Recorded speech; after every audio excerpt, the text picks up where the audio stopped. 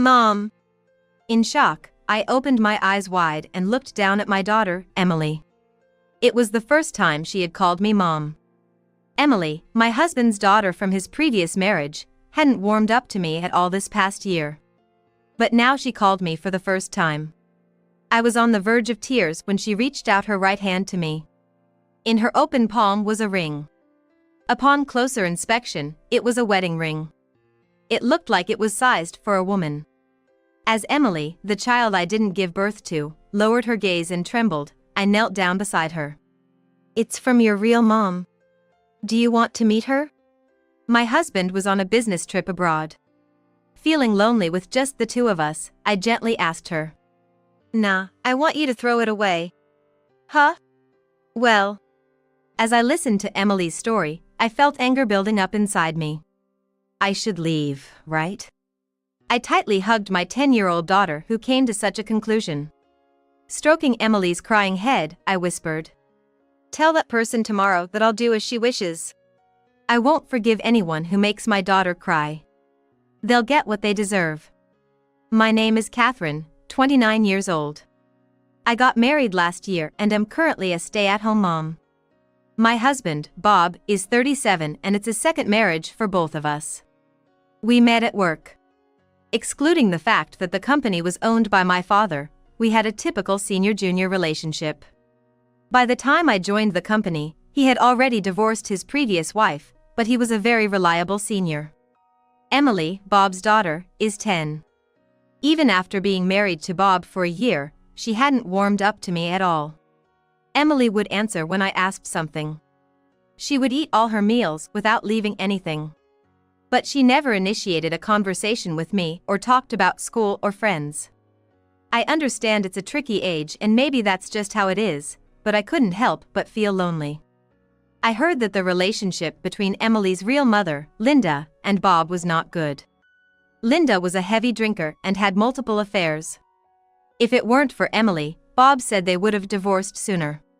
There were times when Bob would come home late at night and find the house empty. It was said that once or twice, a kindergarten-aged Emily was left alone, crying. Because of this, they often had marital disputes.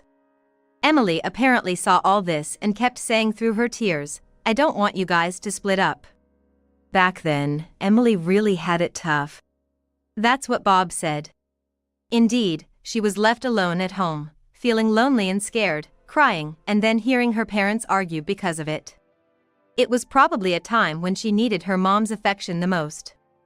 Every day, she should have been playing, laughing with her friends, unconditionally loved by her mom and dad, and going to bed happy. When she was in kindergarten, those should have been her days. I wanted to tell Linda straight to her face that she was a failure as a mother. The day Emily started second grade, Linda disappeared, leaving only a divorce paper with a ring and signature on the table.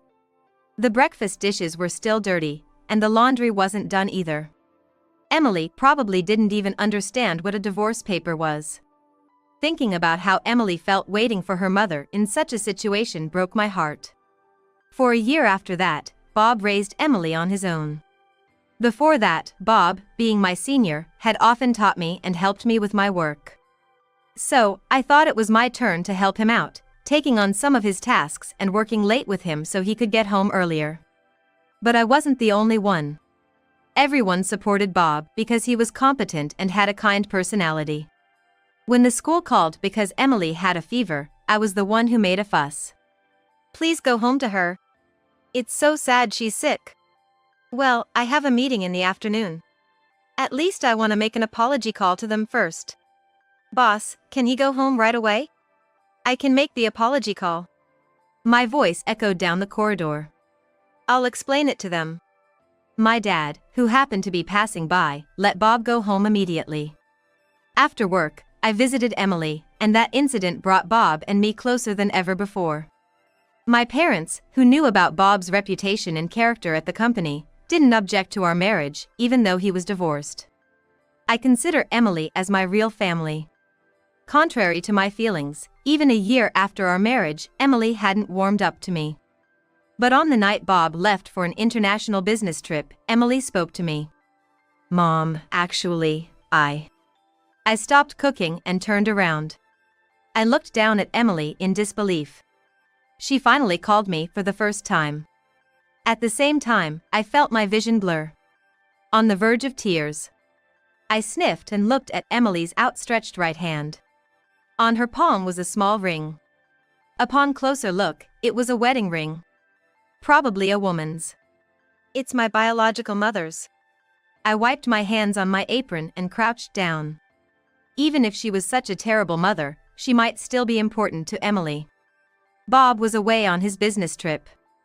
I thought Emily might be feeling lonely with just me, a stranger, so I gently asked, "Do you want to see your real mom?" But Emily shook her head and said, "I want you to throw this away." "Why?" I wondered, baffled by her sudden request. "You know, I met my mom yesterday." "Yesterday? After school?" "Not just yesterday. Several times on my way home, she was there, asking about my new mom. Even if I said I didn't know, she kept asking. About me? I wondered why. Did she want to confirm her last bit of maternal love and whether her daughter was being treated well? But my thoughts were completely overturned. My mom said, "Your new mom is pretty wealthy, huh? I heard she's the daughter of the CEO where your dad works." Chills ran down my spine. I felt an overwhelming revulsion. "Weren't you told anything else?" My mom met with my dad. She told my dad to either send me over or bring money. But it seems like dad doesn't have much money. Mom said she's gonna talk to my new mom next. She told me to throw a fit and say I don't want to go to her place." Tears streamed down Emily's face.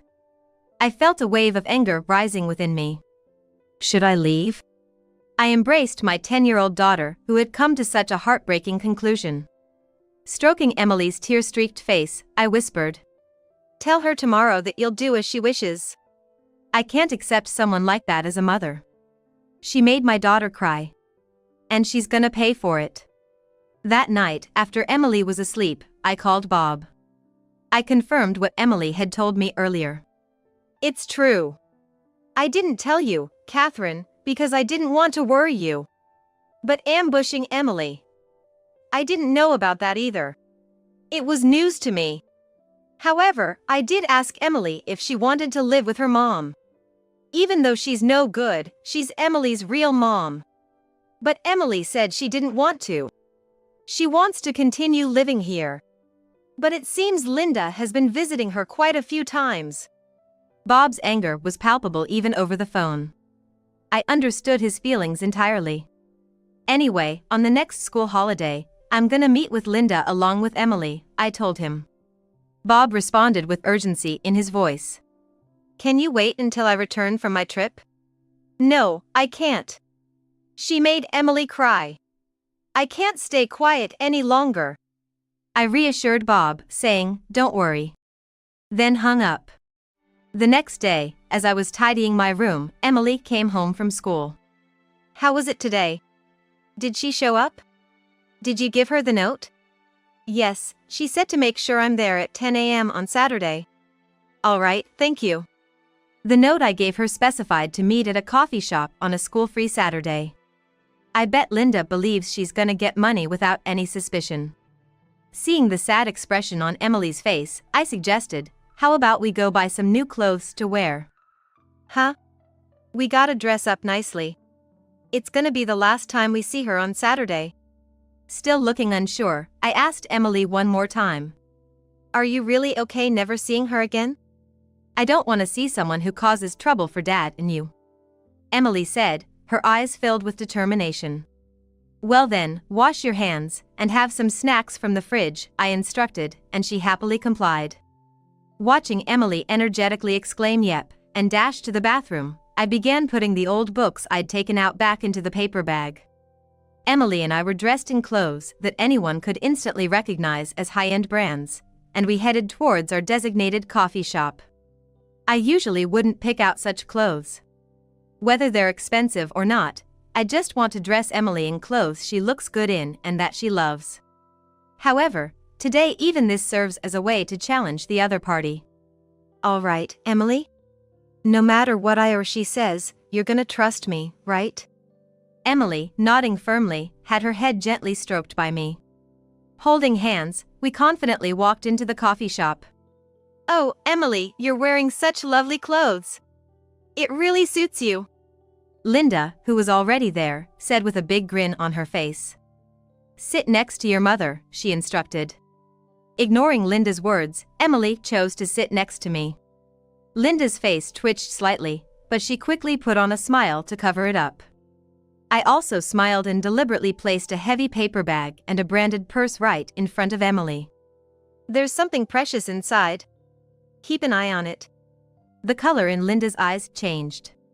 She was greedily staring at the paper bag, probably thinking it contained a luxury purse and money. I ordered a coffee for myself and a cake set for Emily. After introducing ourselves, I quickly brought up the topic. "You want Emily back, huh?" "Yes, indeed. She's such a lovely girl. I just want to raise her on my own," Linda replied. "I see. I heard from Bob that you, Catherine, truly love Emily like she's your own daughter." "Of course I do. Well, it breaks my heart to think of taking Emily away from someone like you. So, I was thinking maybe you'd give me something in return." Pretending not to understand, I tilted my head. Something in return? Like what?" "What? You know what I mean." "Sorry, I'm not really familiar with such things." During the ensuing awkward silence, I sipped my coffee. Emily, who had been looking down at her phone since earlier, was gently urged by me to try her cake, saying, "Eat up, it's delicious." Linda clicked her tongue in slight annoyance. After a few moments of silence, she leaned in, seemingly impatient. "I mean, money. Just money." "Money, you say?" I purposely asked back in a slightly louder voice. Linda frowned and sighed. "Obviously. I'm giving up my precious daughter. I deserve some compensation." I interrupted. "No. I'm a mother too. I know how precious a child can be. I have no intention of snatching Emily away from you, Linda." Linda sat there with her mouth agape. Emily looked surprised, dropping her fork and staring at me. I picked up the fallen fork and handed it back to Emily. She might have felt betrayed. It hurt me to think so, but since Emily had nodded in trust earlier, I decided to trust her as well. "What on earth are you talking about?" Linda exclaimed. "As I said, if both you and Emily wish, I will return Emily to you. I'll even help persuade Bob," I assured. Linda said in disbelief, "Hold on a minute," chuckling. She looked over at Emily with an anxious expression. "Emily, you don't want to be separated from Catherine and your dad, do you?" she said, almost accusingly. Emily looked at Linda, then at me, and looked down. Lifting her face, she replied, "Either way is fine." Then she dropped her gaze to her smartphone. "Are you crazy?" Bang. Linda slammed the table. Emily looked up in surprise. "Well, then, I want child support. $10,000. "No, that's not enough. Give me $50,000 to start." Linda was desperate. Her patience was running thin, and her true colors were starting to show. I leaned back in my chair and crossed my arms. "It's not up to you to decide, Linda. There should be a proper calculation for that. Discuss with Bob about paying more. It's not me who's gonna pay," I said firmly. Linda, who thought she'd get the money easily, was getting more and more frustrated. But I kept my cool and stared right back at her. This was just the beginning. I'm gonna push her into a corner to ensure she never shows up in front of Emily again. "You did tell me through Emily, right? That you'd do as I wished." "Yes. You haven't done anything. Your father is a CEO, isn't he? He can afford it." As Linda's voice grew louder, I whispered, "People are watching." She looked around and shut her mouth. I exaggeratedly sighed and said, "What are you talking about? I checked with you first, right? You wanted to take custody of Emily. You said you wanted to raise her. I agreed to help. Is there a problem?" "What problem?" "You." Linda's lips trembled. I pressed on. Also, Linda, how do you plan to support Emily? Child support is meant for Emily's necessities, not for your luxury, you know? That's ridiculous. Bob left me for a younger woman. Emily, if it comes to that, you'll suffer with me. If you don't want that, beg this woman to pay me. Her desperation was evident. She always lived selfishly, depending on others, never making an effort. It's no wonder she felt betrayed. She had it coming. So, are you saying this?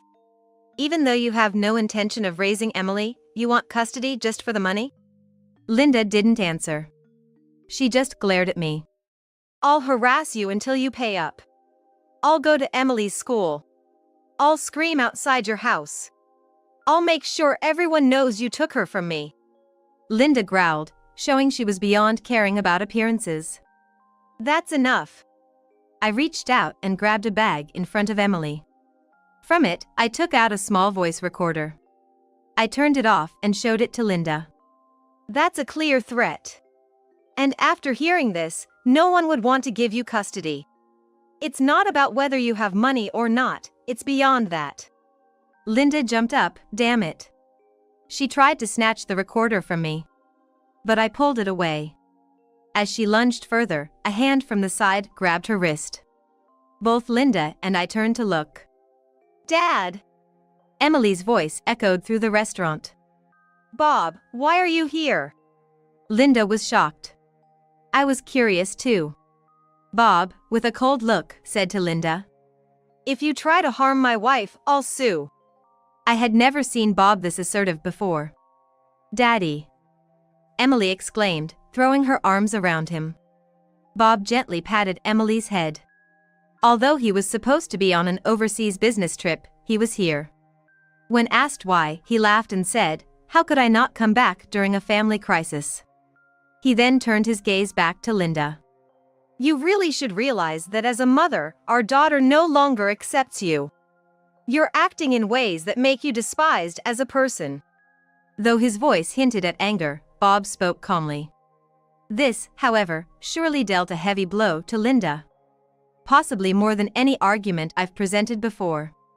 After all, while Linda still addresses Bob by his old familiar name, Bob now addresses her more formally and speaks to her with a certain distance. Linda clenched her teeth, looking down, her body quivering with frustration.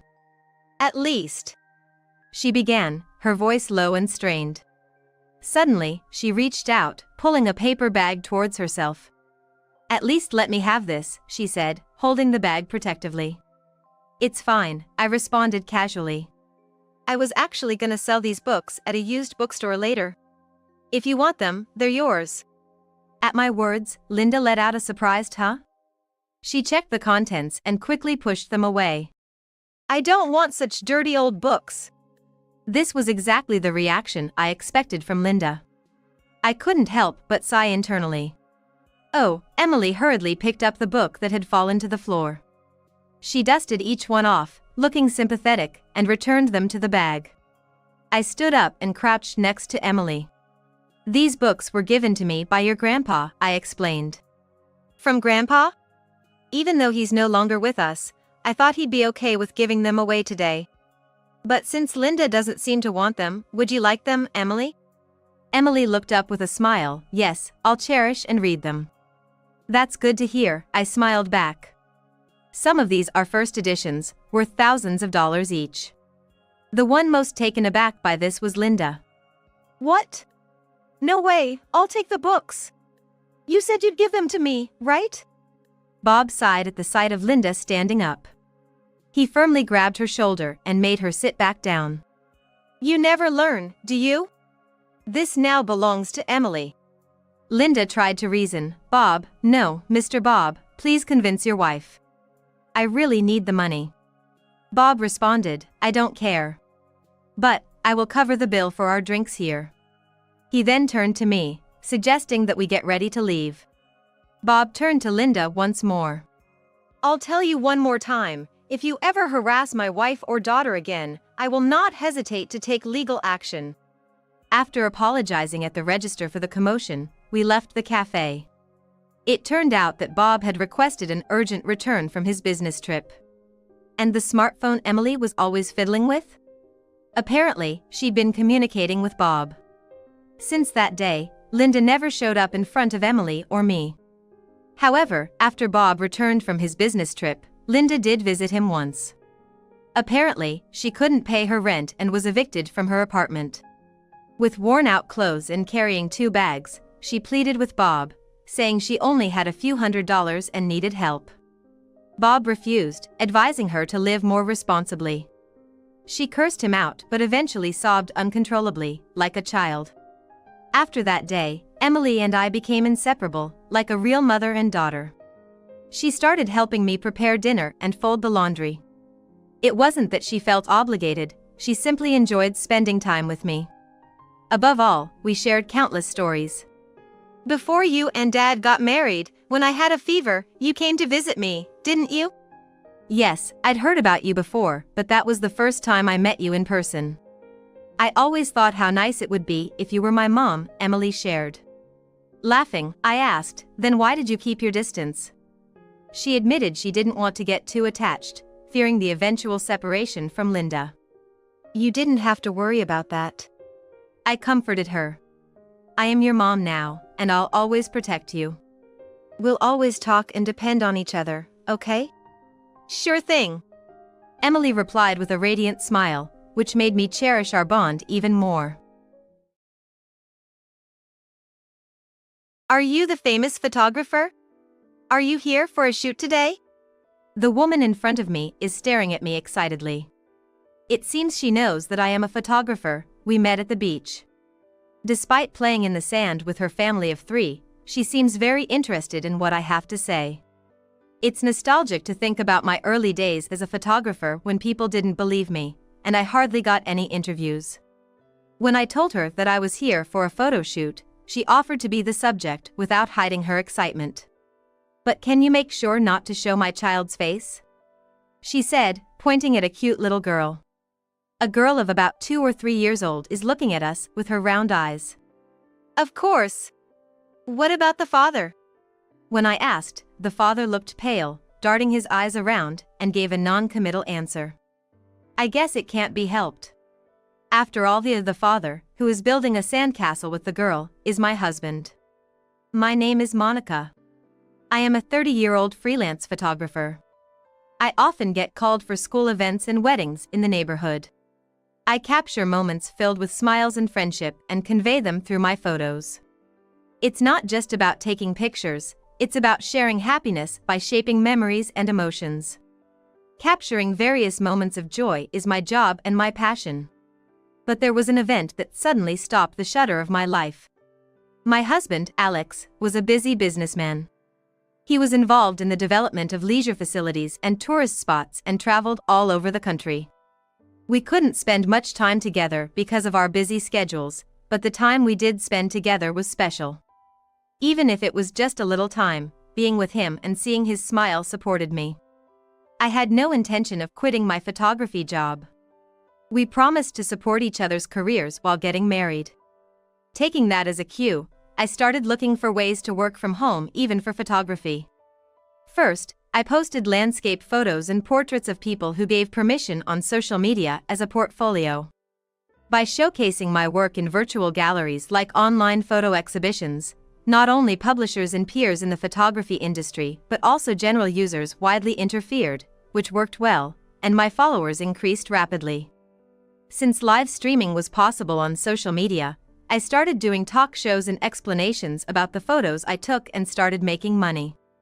I share the stories and techniques behind the photos while sharing the photos I took. Communicating through photos is fun and rewarding. I was as active in public relations on social media as I was in going out and taking pictures, and my follower count increased steadily. Alex was still on business trips, so I spent more time with my in-laws, but fortunately, they were interested in my social media activities. I became closer to them by teaching them how to use smartphones and social media, and they often come to see my photos and live broadcasts. Both are very nice people, and even when my husband is on a business trip, I don't feel lonely and spend fulfilling days. However, there was a significant void in our lives. That is, we didn't have children. We took tests many times, but we couldn't have children. Both of us wanted children, so the fact that we couldn't have children for several years after marriage cast a subtle shadow over our relationship. At first, my husband was encouraging and cooperative, but he got tired of the economic burden and the time-consuming hospital visits, and I could see that the distance between our hearts was gradually increasing. It didn't help that the project he was working on was reaching its climax, and he was flying all over the country and not coming back for 3 or 4 days. It was clear that he was becoming more and more indifferent to the treatment that had no end in sight, focusing more on his work. He started to show less consideration for me, who couldn't conceive, and started to talk more about his work. While I felt lonely, I tried to understand his busyness. But no matter how much I understood, our feelings did not come closer together. Yesterday I had a meeting with a client, and it seems that a new project is about to start. I think I will be staying overnight for a while from next week. My husband told me this as he took out dirty clothes from a large suitcase. I just came home a while ago, but I hurriedly started the washing machine. Alex doesn't do laundry, doesn't take his clothes to the cleaners, and ends up buying new shirts. He says this way he won't fail and it's faster, but I want to save money where I can. What about the hospital? That's impossible. I have to go directly, right? I can't leave work and I need a break next week. I sighed quietly so my husband couldn't hear. I had made a reservation at the hospital, but there was nothing I could do if he said he was on a business trip. I didn't want to cause trouble for my husband's company, and I was happy that his work was being appreciated. I didn't want to get in the way. But I'm also busy and it's tough. You are also going out for a shoot, right? Let's both do our best at work. Yes, Alex, take care of yourself too. I swallowed my words even though I was casually refused. Maybe Alex doesn't want children anymore. But I was too afraid to ask if that was the case. Should I accept this silently, or should I bring it up indirectly? My indecision was messing with my mind. I was good at conveying people's joy and sorrow through my camera. But now, I spend my days without noticing my own feelings. I felt like I was slowly being trapped inside the frame of a photograph.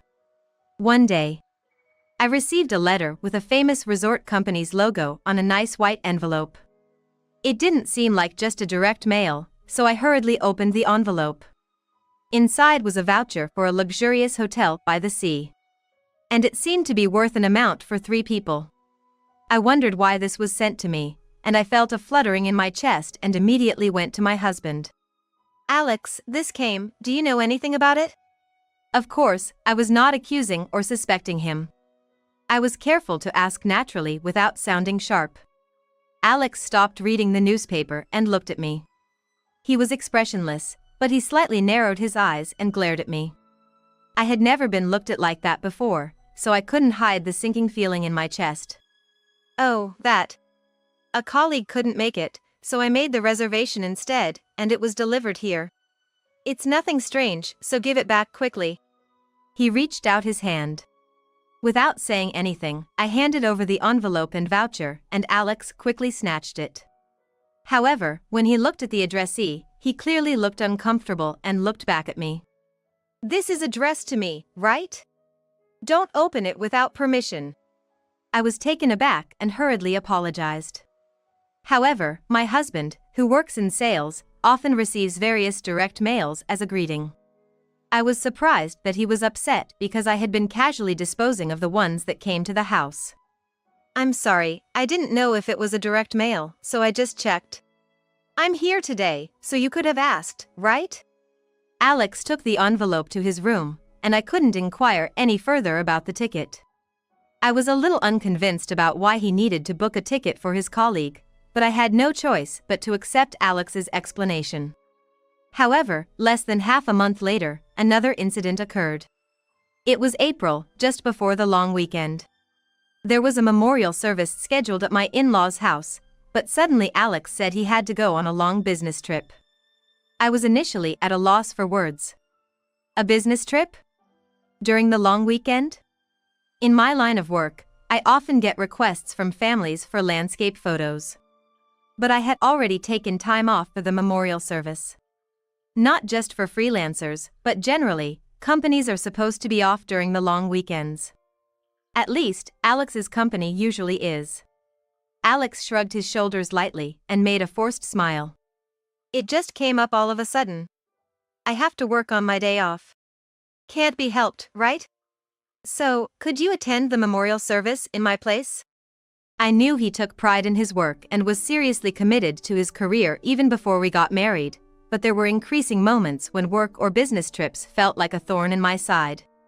In the end, he packed his favorite suitcase and left for work. My in-laws were informed at the last minute, and although they were angry with his attitude, they were considerate enough not to make me feel uncomfortable. I'm sorry we made plans and he couldn't make it. I'll give Alex a piece of my mind next time I see him, my mother-in-law said. But all I could do was force a smile. We were supposed to stay for a few days after the memorial service. Alex is the only child of my in-laws, and they would be lonely if we left right away, so I ended up staying with them until after the long weekend as originally planned. I took photos of my in-laws' daily lives and scenes I usually wouldn't, with the camera I brought. I killed time by planning photo shoots, but deep down I felt the absence of Alex, who was supposed to be there. To change my mood and for work, I decided to go to the beach one station away. Everywhere you looked, families were enjoying their outings. People were also enjoying walks and sunbathing under colorful beach parasols. I walked along the beach with my camera. Suddenly, I spotted a family building a sandcastle. I stopped in my tracks when I heard a familiar voice.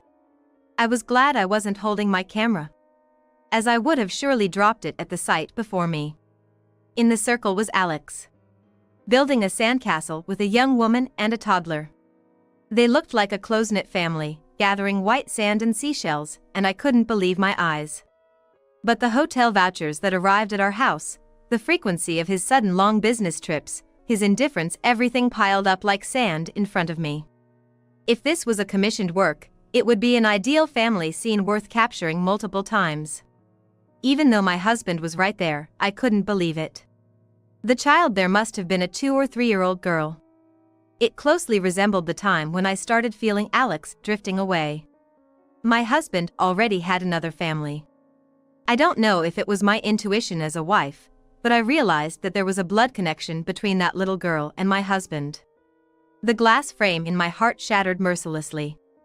The photo that was supposed to be displayed in that frame was filled with happy smiles of us as a couple. I made up my mind and approached the woman. Not Alex, who was playing with the toddler. The woman, wearing a large straw hat, looked surprised at my sudden approach. Somehow, I managed to smile and apologized for speaking to her out of the blue. Then, I handed her my business card and told her I was a freelance photographer. Only my professional name is listed on the card, but my contact information on social media is also there. She seemed interested in the card and began to search for me on her smartphone. On the other side, Alex, who had definitely noticed me, was staring at a point on the sandy beach as if frozen. If you don't mind, could I take a photo of your family? I sometimes do live broadcasts where I share photography tips. Wow, you're Monica. I follow you. You post tips on smartphone photography, right? Unaware of my relationship with Alex, she was delighted to be approached by a minor celebrity on social media. It was surprising that she was a follower, but she seemed enthusiastic, not only about the photo shoot but also about the live broadcast.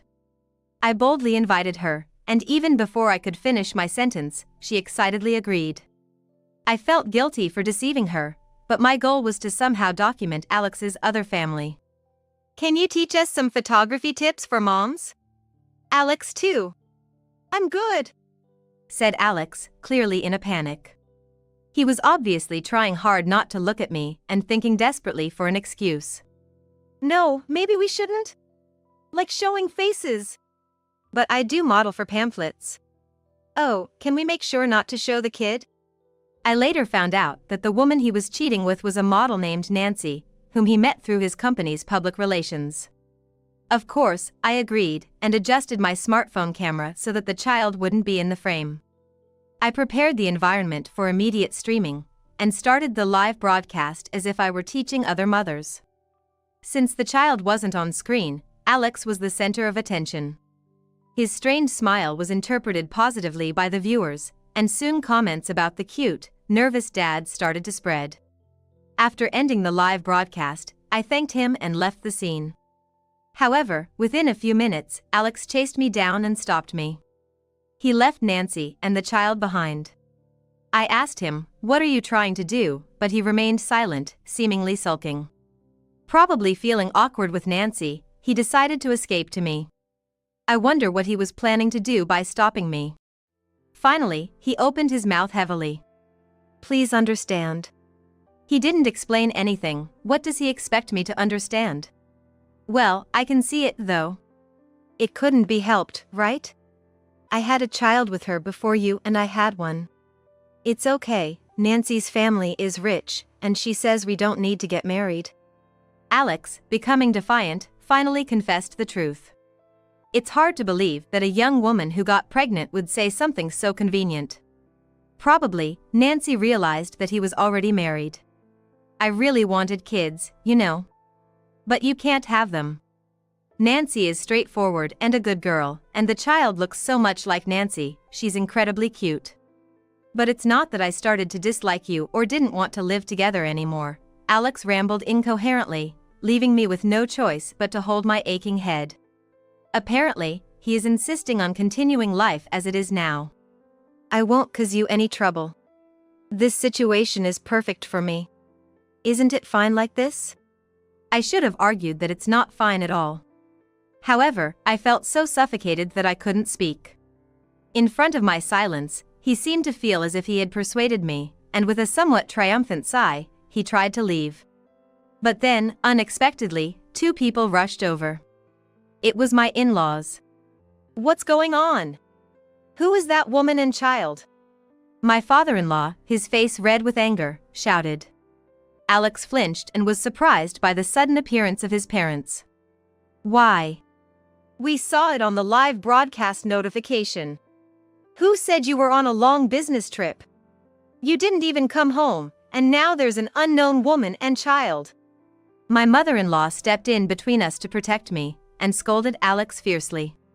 I was also surprised. They had seen the live broadcast on social media, and realized that something serious was happening. They were shocked to see Alex, who appeared to be a couple with an unknown woman, and hurriedly drove over. Being questioned by his parents, he had no choice but to confess everything about his relationship with Nancy and the child. He received a strong slap from his mother, who called him a disgraceful son.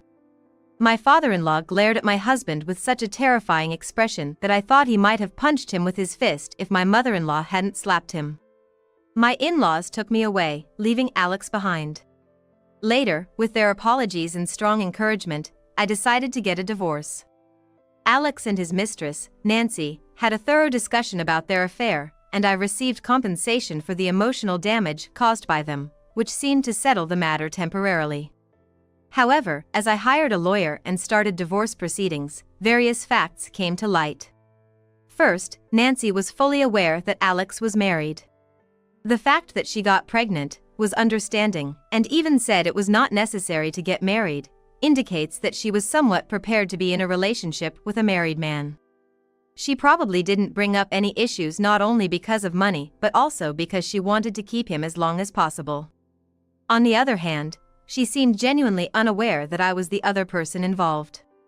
When she found out that I was the one she had been following on social media, she was outraged and blocked me on all my accounts. Not only that, but she also started defensively posting on various message boards, which ironically only made it public that she was the mistress, causing me to receive an outpour of sympathy. She apparently also caused trouble at her parents' house because of the child she had with a married man.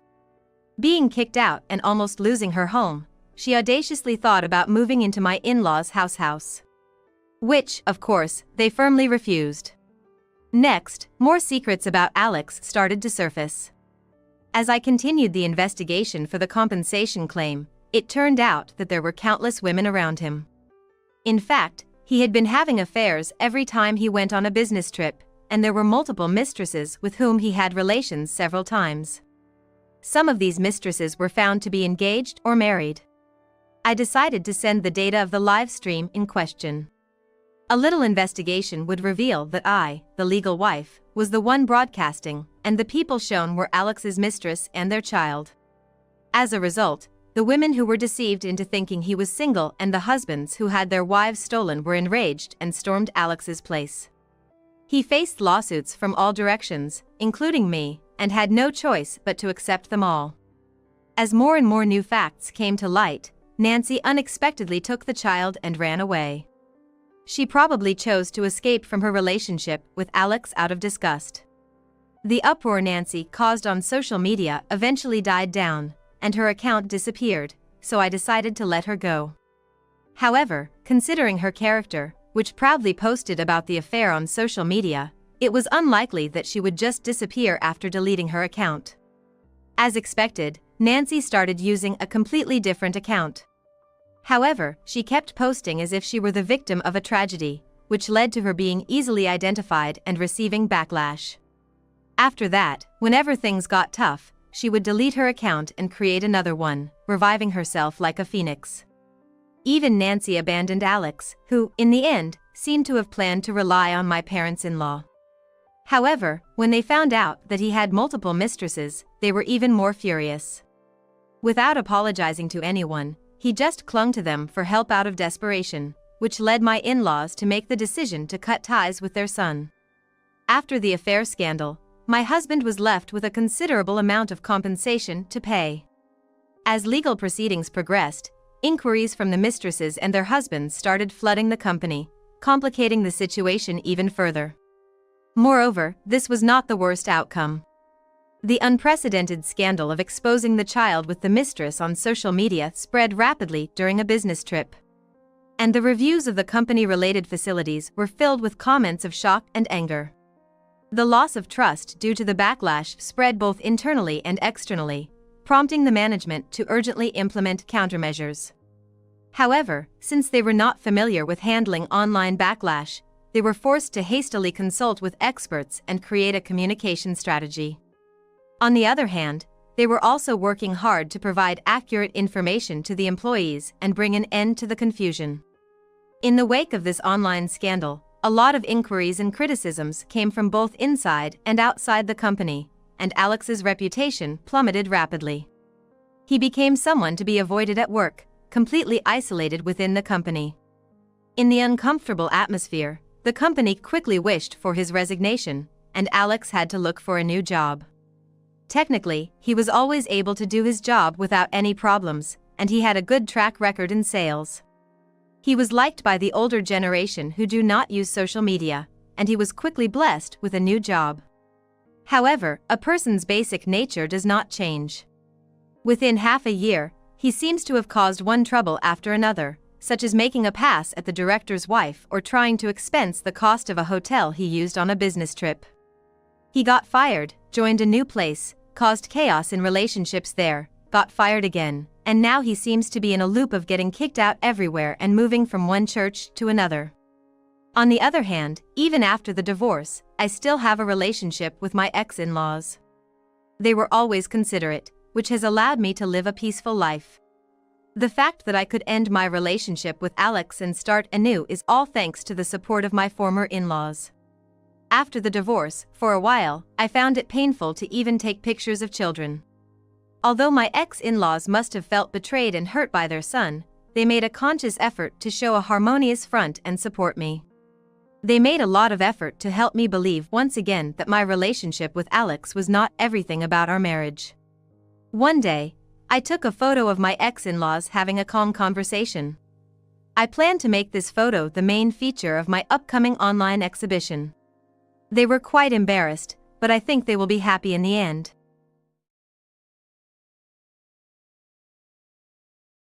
You cheated again. Let's just get divorced. After 4 years, not a particularly long time, I finally asked for a divorce. Even my in-laws took my side, voicing their harsh opinions to Sam. Sam seemed frustrated, veins popping in his temples, but soon smirked, "Fine. I'll give you the divorce. But there are conditions." "I don't care about your conditions. All I know is, I'm not planning on being your wife any longer." Well then, take my parents and our two brats with you when you leave. Haha. No alimony or child support either. Sam continued with a mocking smile. You know, being cheated on is also the fault of the person being cheated on. I've grown tired of seeing your gloomy face. Plus, the image of a good-looking divorcee is attractive to women, right? Not bad, right? It seemed Sam didn't really take my words seriously.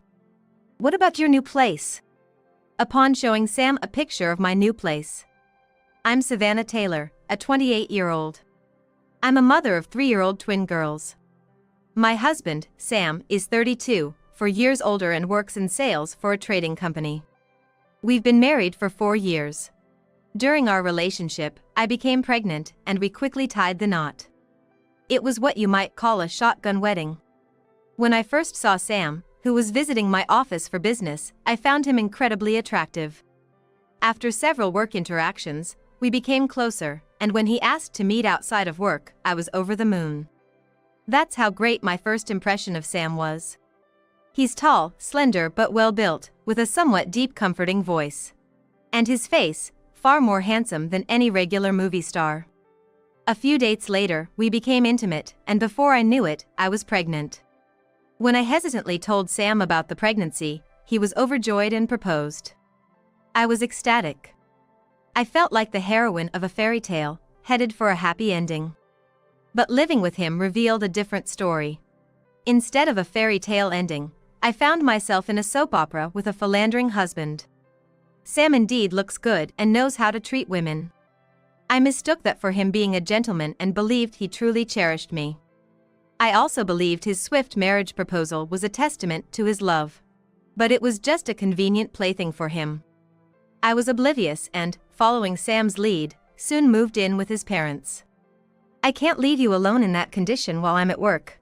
Since you have no family to return to, why don't you live with my parents? That's what I'd prefer. Both my parents passed away when I was young. Having no siblings and pretty much being on my own, I had no reason to refuse. Deceived by those words, I ended up living with Sam's parents at his family home. Luckily, Sam's parents were wonderful people. Had they been the worst sort of in-laws, like something out of a dramatic comic strip, I would have lost hope in life a long time ago. Don't worry about the bills. I'm a top-notch salesman. I make more than enough to support you and the kids. So, I'd like you to quit your job and comfortably have our children. When Sam found out the new life inside of me was twins, that's what he said, suggesting I leave my job. I loved my job and was attached to the company I'd been with since college.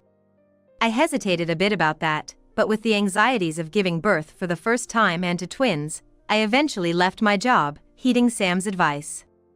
And so, on the surface, I was able to embrace motherhood as if I was the protagonist of a fairy tale with a happy ending. Both my in-laws were overjoyed with the twin girls. Those times were truly blissful. It felt like a picture-perfect happiness. I thought I had a life filled with nothing but joy. But as time went by and I basked in that happiness, Sam began coming home later and later. Around the time I was getting swamped with taking care of the twins, with the help of my in-laws, Sam's overtime increased. His weekend shifts also grew. It's a busy period right now. There'll be a lot of expenses for the kids, right? If I refuse the company's requests and get demoted, that'll be a huge issue. Please, lean on my parents and get through this. I'm counting on you. Sam said, placing his hands on my shoulders, looking deep into my eyes. And I thought, Sam's working hard, so I need to be a strong mother. Raising twins was harder than I ever imagined. Every night they took turns wanting to get fed. As soon as one was asleep, the other would wake up crying. Even if their diapers weren't wet or they weren't hungry, sometimes they'd cry just wanting to be held. I was utterly exhausted. Had it not been for my in-laws, I would have been up all day and night caring for the kids, likely collapsing from fatigue. But my in-laws were kind. My father-in-law, who mentioned that men of his era weren't very involved in child-rearing, hesitantly but surely would hold and soothe his granddaughters, telling me to rest when I could. I was truly grateful. In that sense, I felt like the lead of a happy story. However, in this story, the prince, my husband, was notably absent, a fact that left me feeling uneasy. But as time passed and life's busyness took over, I grew accustomed to his absence. But then one day, I found a note in Sam's bag. It was a love letter from another woman to Sam. The note fervently described how wonderful the times they spent together were and how deeply she loved Sam. "What's this about?" Looking displeased after glancing at the note, Sam said, "Who the heck would pull a prank like this?" and dismissed it as a bad joke by fluttering the note. "It's just a joke? Can I trust that?" When I asked, Sam, with an annoyed look, responded, "You don't trust me? I've been working my butt off for our family, and this is how you treat me?" He got so angry that I hurriedly apologized. At that time, the way he lashed out felt so genuine that I couldn't believe he was lying. Now I understand that Sam lashed out at me to prevent further discussion. But back then, I was scared of angering him and being disliked since I still believed in him. One day, my in-laws noticed something was off about me. They approached and asked if something was bothering me, and I couldn't hold back any longer and spilled everything. The moment they heard it, their faces turned pale, and they both apologized profusely. "Savannah, we're so sorry. It might be true." Huh? The truth my in-laws shared with me was shocking. Given his good looks, Sam had always been a ladies' man since high school, often juggling multiple relationships with different girls simultaneously as if it was the normal thing. Girls like that would often show up at his house, and sometimes they'd even start fighting right in front of him. However, none of these relationships lasted long. My in-laws thought that Sam might just keep playing around and never settle down to get married. When he brought you, Savannah, and told us you were expecting a child, we were over the moon. We thought he had finally settled down.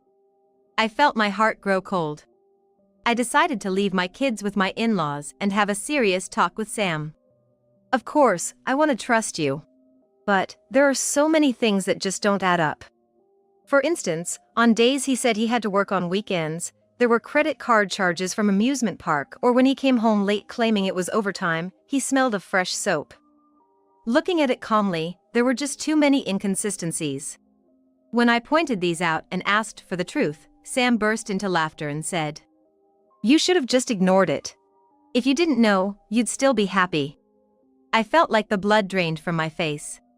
"You're the only one I'm married to. Isn't that enough? Can't you just be satisfied with that?" How was I supposed to answer such a question? Perhaps having said it aloud, Sam, like a dam breaking, began to spill all his true feelings. The reason he married was so that any new girlfriend would know, and thus, wouldn't press him for marriage. He probably thought I was easy to manipulate because I had no parents or relatives. Once he made me quit my job, I'd lose my financial independence and would have to listen to whatever he said. I fell right into Sam's trap. Just a convenient woman for him. "So, if you don't want a divorce, don't complain from now on. Got it?" I couldn't say a word, just hung my head in front of Sam's loud laughter. It hurt. After that, Sam didn't hide anything he was doing. To me and my in-laws, he just said, "If you have complaints, leave." My in-laws seemed to want to believe in their son, but by this point, Sam had become so uncontrollable that it seemed impossible to rein him in. I almost gave up. Like Sam said, with twins and no job, I had no way to make a living. I thought about suing Sam for infidelity, but considering the hassle, effort, and money, I just couldn't. If I just let Sam have his way, I could at least survive. Maybe I should pretend everything's fine and deceive myself that he's a good husband. But it was my in-laws who changed my mind. My in-laws made me an offer. And I accepted it. From that day, with the help of my in-laws, I worked hard for that day. 3 years passed. Another affair, I want a divorce now. After only 4 years of marriage, I finally asked for a divorce. My in-laws sided with me and confronted Sam. Sam seemed irritated, but then smirked and said, "Fine, I'll give you the divorce. But there's a condition." "I'll meet any condition. I just don't want to be married to you anymore." I handed him the filled-out divorce papers. Sam seemed surprised, then, "Take my parents and the 2 brats and get out. No alimony or child support, haha." Sam continued with a sarcastic smirk. Being cheated on, the victim is to blame too. I'm tired of seeing your pitiful face. Besides, a handsome divorced man is attractive to women, right? Not too shabby. It seemed Sam still didn't take my words seriously. He probably thinks I'm just going to sit back and do as I'm told. Sam took his time, signing the divorce papers, showing off to me. Then, like a boomerang, he tossed them at my feet. I calmly picked them up and checked they were properly filled out. If you're gonna side with that woman, then you can get lost with her, Sam smugly said, even to his own parents.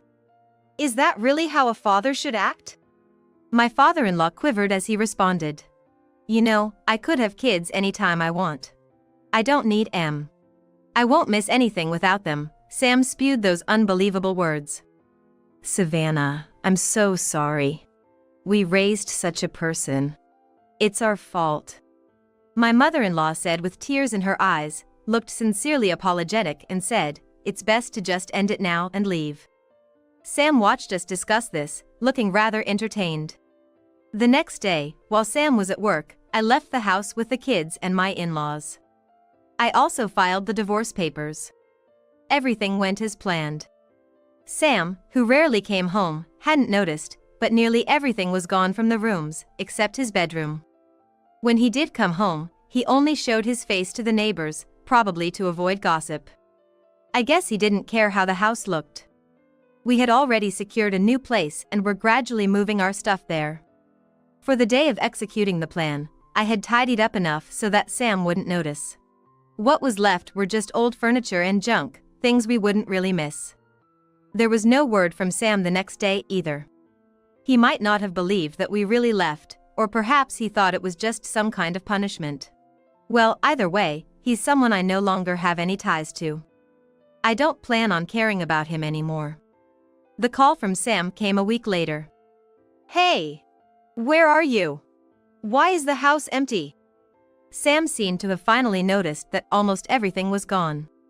I don't know what he thinks about us being gone, but he was definitely angry about the missing items and called my cell. Well, I took what I needed, and I got rid of what I didn't. I left everything you need for your daily life, though. Yes, I left enough for Sam to live. Dishes, basic necessities like shampoo and body wash for bathing, towels, and since a place to sleep is essential, the double bed we used to share remains untouched. Though, for a while now, I've been sleeping in the living room with the kids on the sofa. I also left Sam's clothes, some keepsakes, and some non-perishable food like instant noodles in cardboard boxes.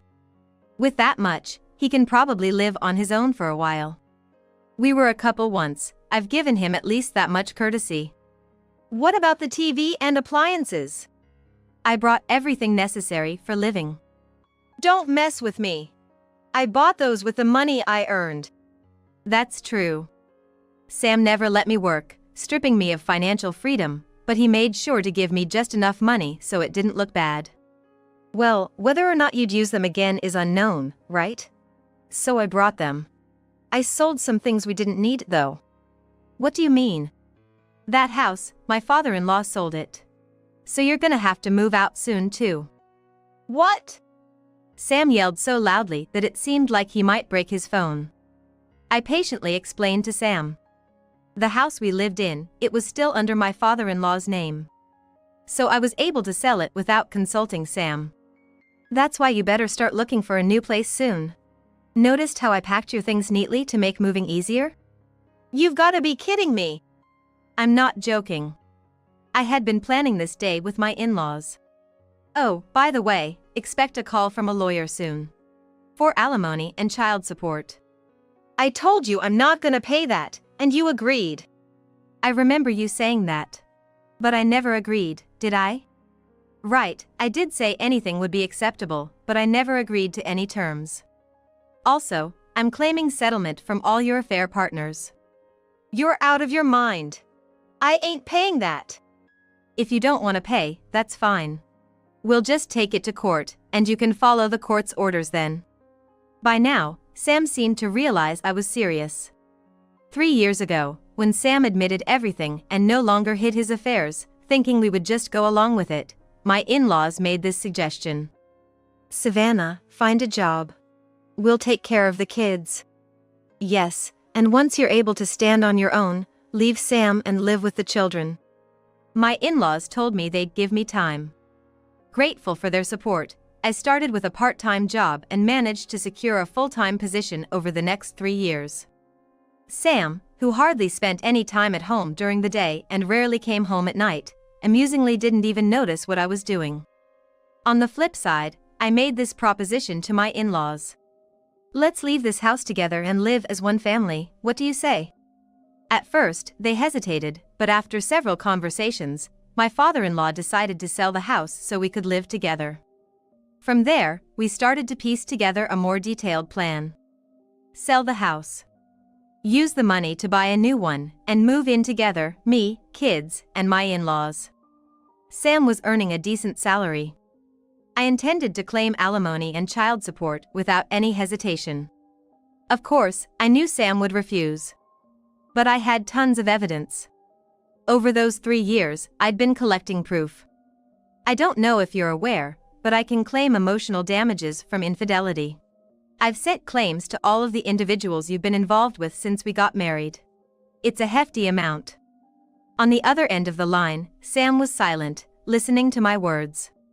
If you refuse to pay, I'll contact your employer and garnish your wages. If you don't want that, then you better pay up. Oh, and be sure to let me know where you move. Otherwise, I'll have to contact your workplace. Sam didn't respond. Perhaps he was stunned? Well, whether I get a reply or not, I intend to get what's owed to me. Hey. Suddenly, I heard Sam's voice. What? Why don't we give it another shot? Excuse me? I was taken aback by the sudden suggestion. Come on, it'll be good, right? He continued in a sweet voice. We're still married, ain't we? Don't be so cold, come on. Seems like Sam thinks he can win me over with sweet talk. I'm sorry, but we're not married anymore. I've already filed for divorce. Why don't we just get remarried then? Sam said without hesitation. It's better for the kids to have both parents together, right? Doesn't he remember saying that he could have as many kids as he wanted? Absolutely ridiculous. I'm sorry, but those kids are mine alone. Why don't you just have new kids with someone else? With that, I hung up the phone. Later on, I received numerous contacts from the women Sam cheated with after my lawyer sent them notices. Some were married, and those were keen to pay up so their husbands wouldn't find out. Each woman paid surprisingly easily. It pays off to hire a lawyer experienced in infidelity and divorce cases. There were just so many of them. I didn't ask for a large sum from each of them, but altogether, it amounted to enough to comfortably put my kids through college. Sam tried to reach out several times, but he was always trying to win me back. Respond to the lawyer's notice first, instead of this. Don't be so cold, come on. He'd plead, desperately trying to get through to me. Then, out of the blue, he said, Hey, where are you living now? Don't you want to come back? You still can, you know. Just make up your mind and come back. Don't worry about it. I sent him a photo of where I live now, just enough to give an idea of the place, but not revealing the exact location. Is this your new place? Sam was left speechless when he saw the photo. Indeed, the place I'm living in now is what you'd call a high-rise condo. From the glimpse of the blue sky through the room's window, he seemed to guess that I was on a pretty upper floor. Please. Let me live with you there. No way. With one firm response, I told him, from now on, communicate through the lawyer. Please don't contact me directly anymore. I blocked Sam and got myself a new phone. He shouldn't be able to contact me directly anymore. According to the lawyer, Sam desperately tried to contact me, but of course, the lawyer turned him down for me. Then, when the lawyer sternly demanded alimony and child support payments, warning that if he didn't pay, his wages would be garnished at his company, Sam finally gave in and agreed to pay. Not wanting to deal with him for years, I had him pay both in one lump sum. Whether he took out a loan somewhere, or had been secretly saving up, I don't know. But I got what was owed to me, so I don't really care either way now. Right now, I'm working after leaving my kids with my in-laws.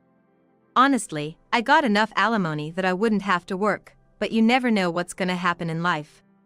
It's always best to have a steady job. Plus, I want to stay connected to society by working.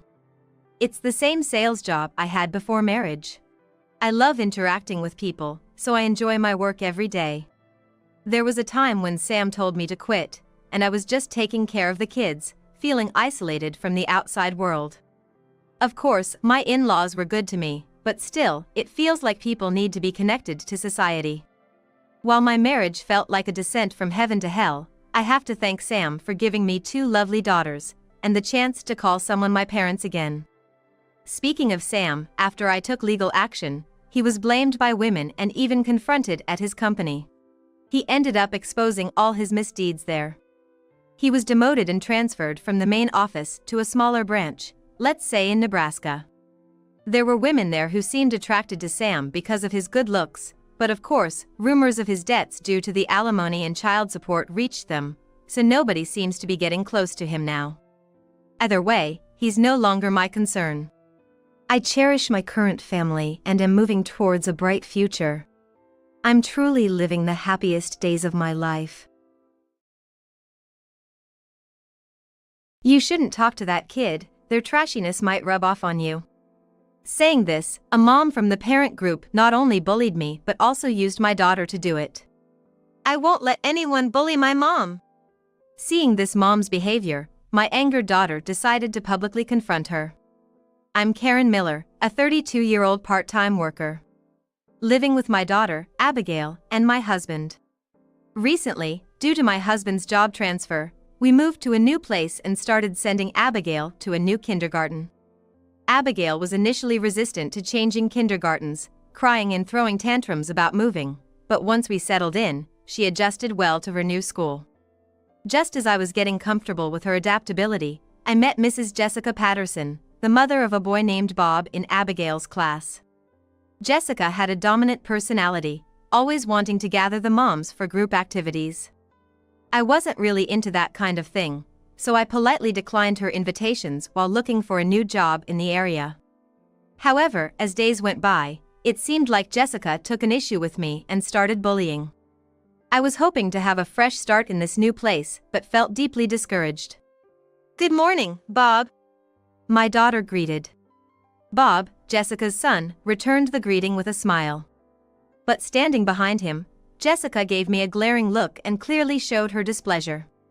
You shouldn't talk to her. Her family is really poor and trashy. But I always play with Abigail. Well, you should stop that. I'd be worried if something happened to you, Bob. Jessica said, making a dismissing gesture towards my daughter. Seeing my daughter treated this way made my blood boil, and I glared back at Jessica. She responded with a visible frown and said sarcastically, Look at that, she's glaring. Scary. Bob, let's go over there. Jessica then took her son's hand and left. My daughter looked up at me, puzzled. Why can't I play with Bob? Her innocent question made my heart sink. Seeing my reaction, she tilted her head even more. I'm sorry, sweetie. It's because I had a disagreement with Bob's mom. Really? Yes. Bob's mom seems really mad. What did you do, Mom? Well, I honestly don't know. Seeing my daughter's confusion made me feel even worse.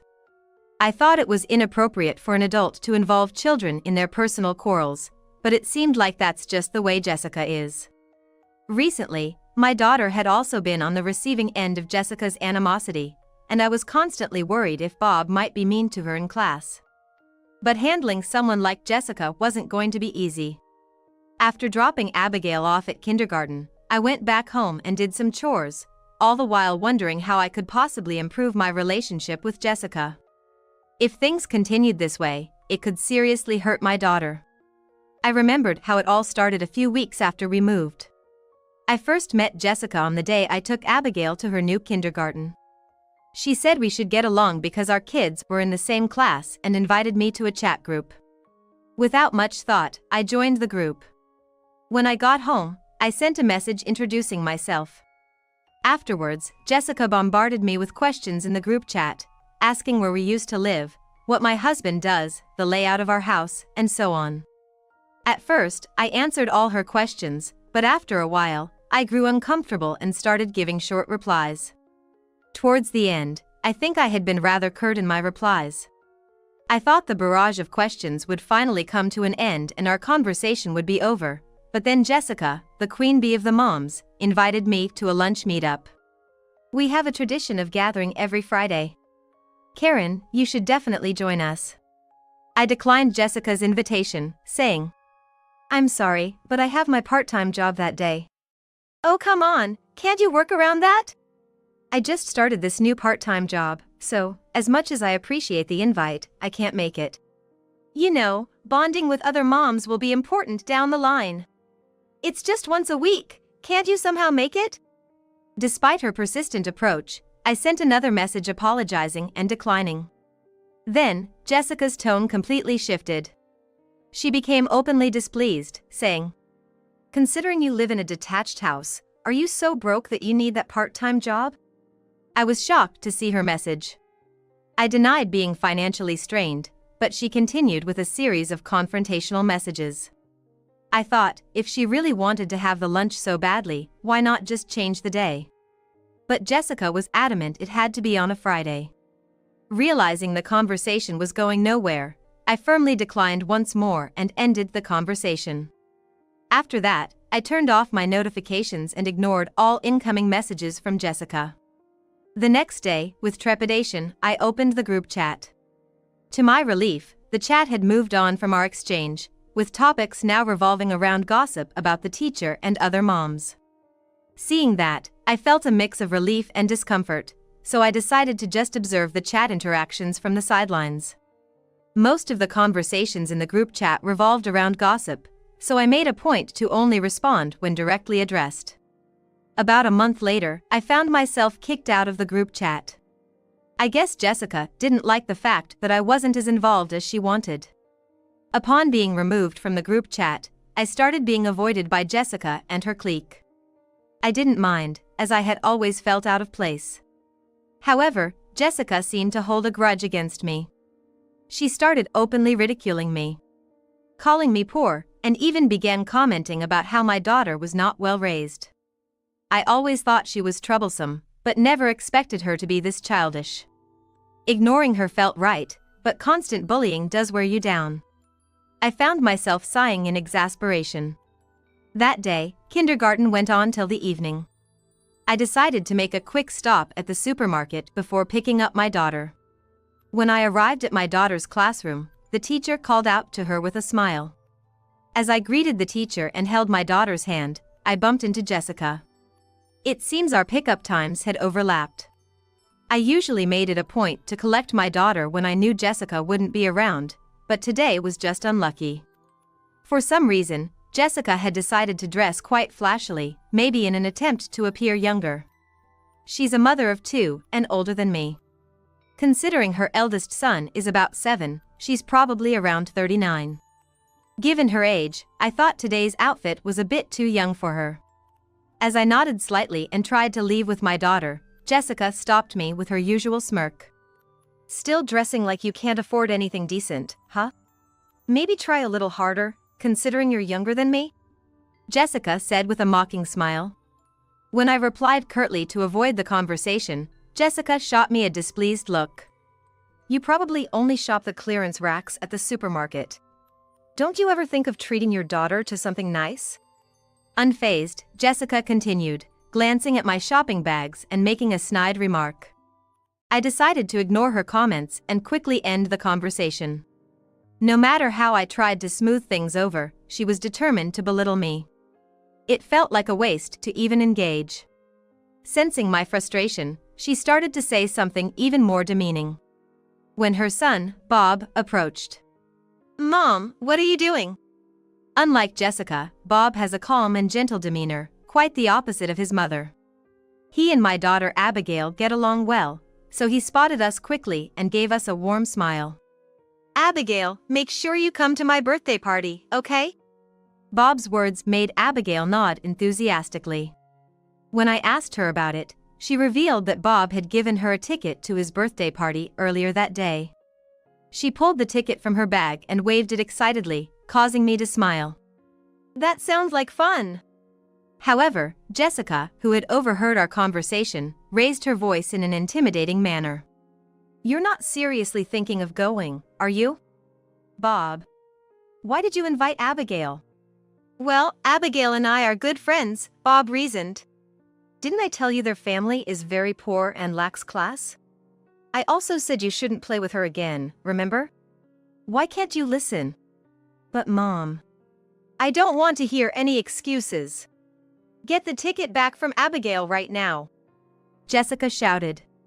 I frowned at her reaction. Sensing my discomfort, Jessica leaned in and snapped. Got a problem?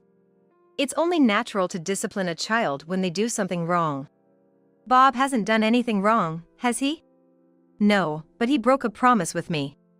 Breaking a promise is wrong, which is why I scolded him. Can you please not interfere with how I raise my child? I was taken aback by her justification.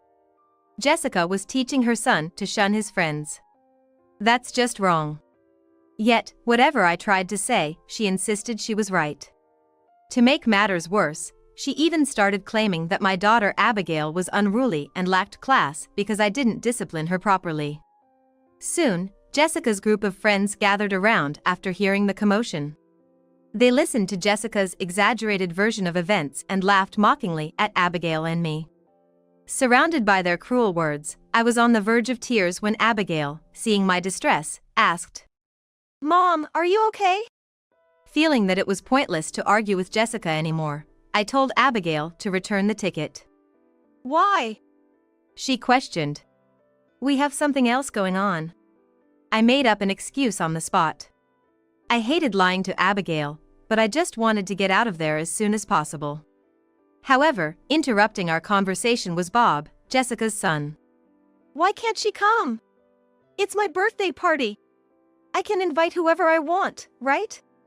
Bob looked up at his mother as he spoke. Upon hearing his words, Jessica, visibly irritated, snapped. No means no.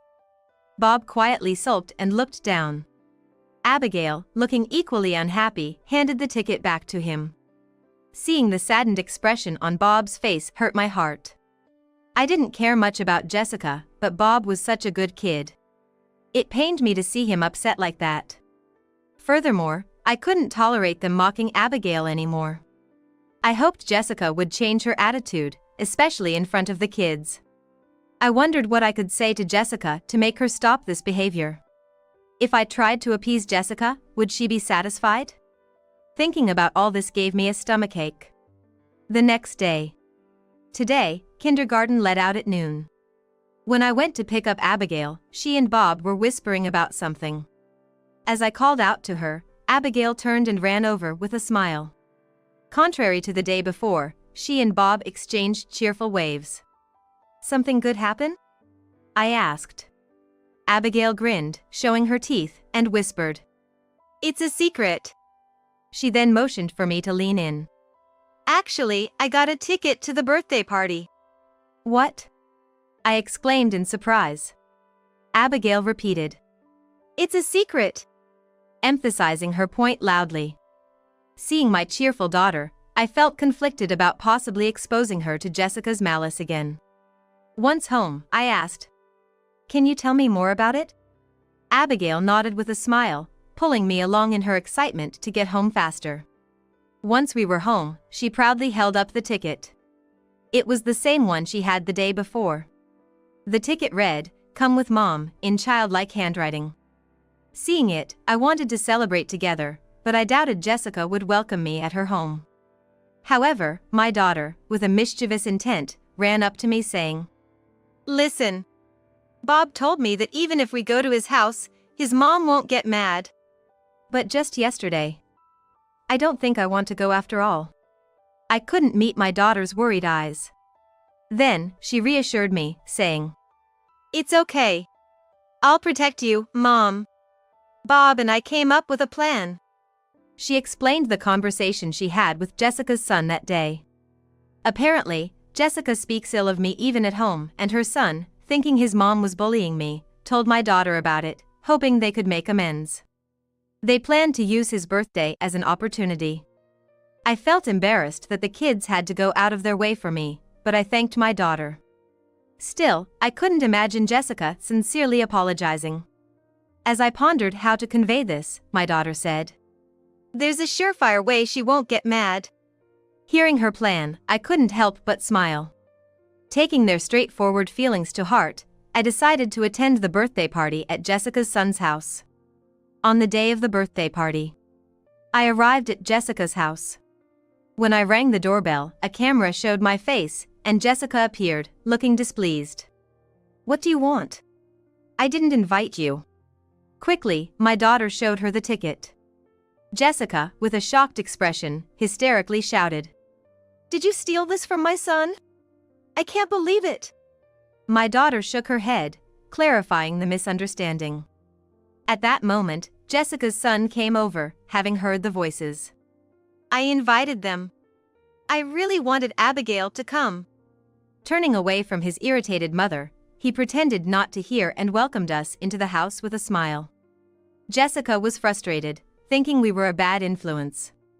Entering the room, we saw Jessica's entourage already there, whispering among themselves. They probably said we were out of place.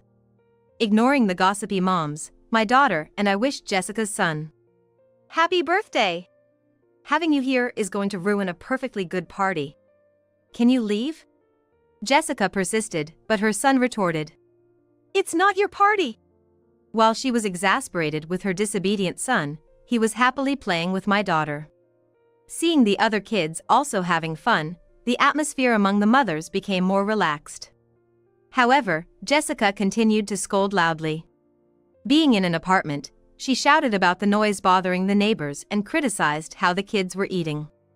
Then, seemingly reaching her limit, she loudly scolded her son. "Why aren't you listening to me today? You're not usually like this. What's gotten into you? Were you influenced by them? I told you to stop hanging out with them. Their daughter is uncouth, running around, and she's so stubborn and disrespectful to adults." Directly, Jessica yelled at her son, pointing at us and telling us to evacuate.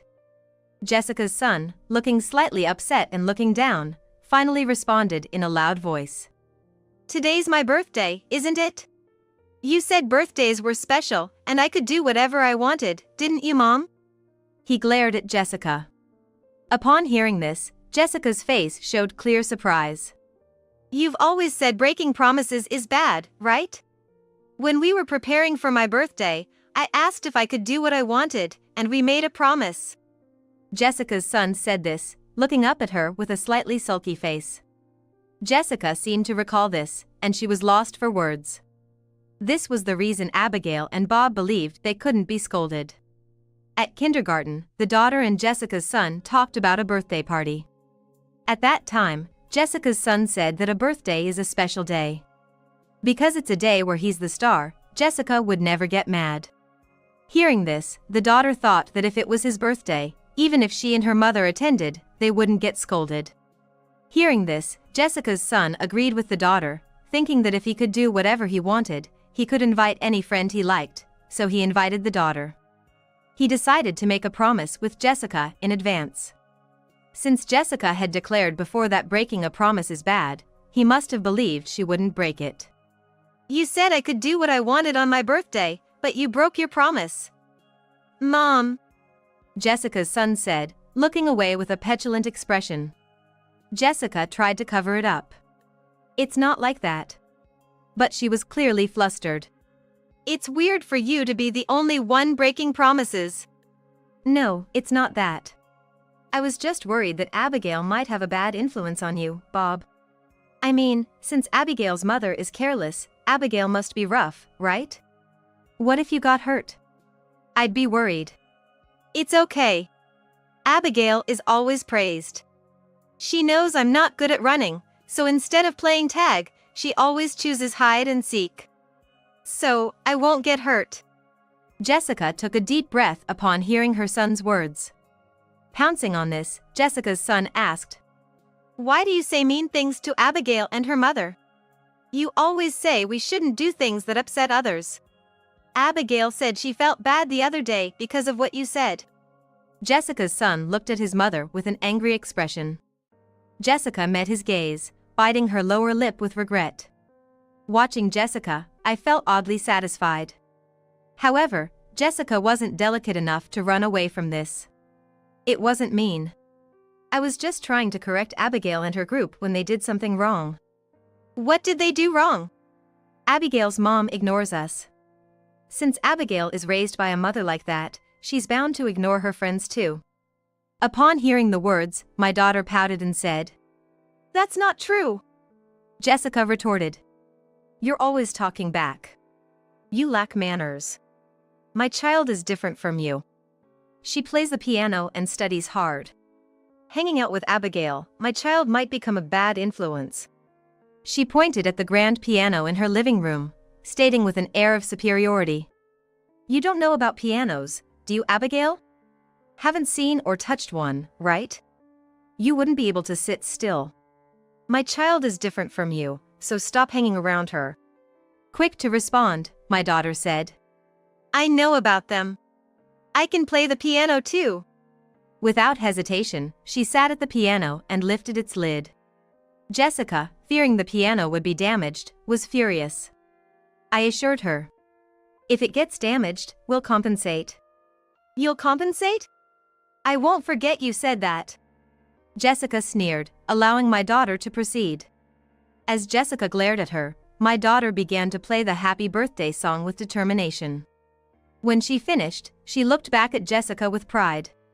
Jessica stood there, stunned that my daughter could actually play.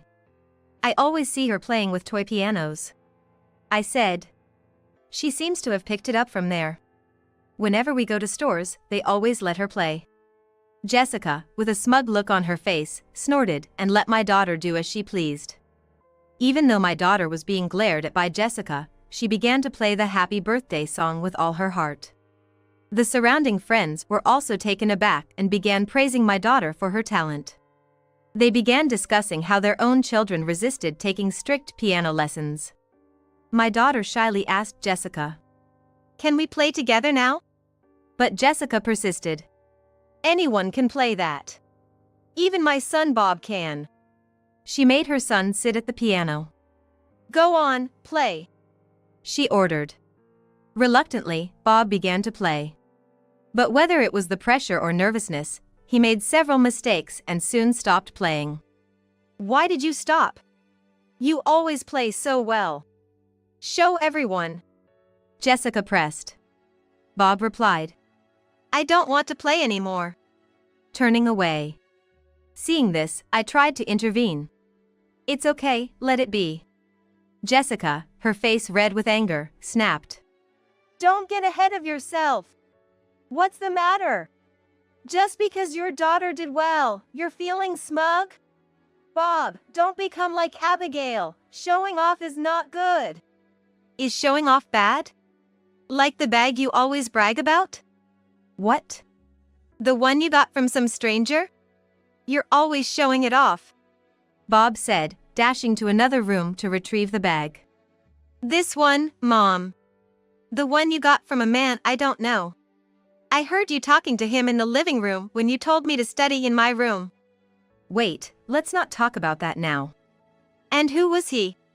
Keeping it a secret from Dad is bad, right?" The shocking revelation by Bob made me raise my eyebrows. Even Jessica's friends were whispering and looking at her from a distance. An uncomfortable silence filled the room, broken by the doorbell ringing. Trying to dispel the tension, Jessica rushed to answer the intercom in a high-pitched voice. "Oh, it's Dad," Bob exclaimed, running to the front door. As Jessica tried to stop him, she was too late. The door opened, and a calm conversation began between Jessica's husband and Bob. "Thank you all for always being so kind to my wife," said Jessica's husband, greeting us with a smile. We were unsure of how to react, having just heard about the mystery man from Bob. Picking up on the strange atmosphere, he looked puzzled. "Is something wrong?" Bob, eager to share, called out. "Listen. Mom's been really mad, even though it's my birthday. Wait, why's she mad? She's mad because I invited Abigail over to our house. She promised I could do what I wanted, but she broke it. She even got mad when Abigail played Happy Birthday on the piano. She told me not to brag, so I told her about the bag she always brags about and said it's not good. Bob, Jessica's son, said, pointing to a bag thrown on the floor. Jessica, with a pale face, hurriedly picked up the bag, but it was too late. Her husband gave her a suspicious look, examining the bag. Hey, what's this about? I don't know this bag. Did you buy it? No, some guy I don't know gave it to Mom. I only know his voice because whenever he comes over, I'm told to study. Jessica's husband grew increasingly stern at his son's words. Even as Jessica hurriedly tried to explain, her husband just let out an exasperated sigh. I kind of figured something was up. You started wearing unfamiliar clothes and suddenly dressing up more than usual. It seemed off. That's not it. It was for a lunch with my mom friends. You've been spending a lot lately, haven't you? Wearing short skirts and flashy outfits. It was just a lunch at a hotel with my mom friends. Enough with the excuses. I have something to admit. I've been investigating your behavior.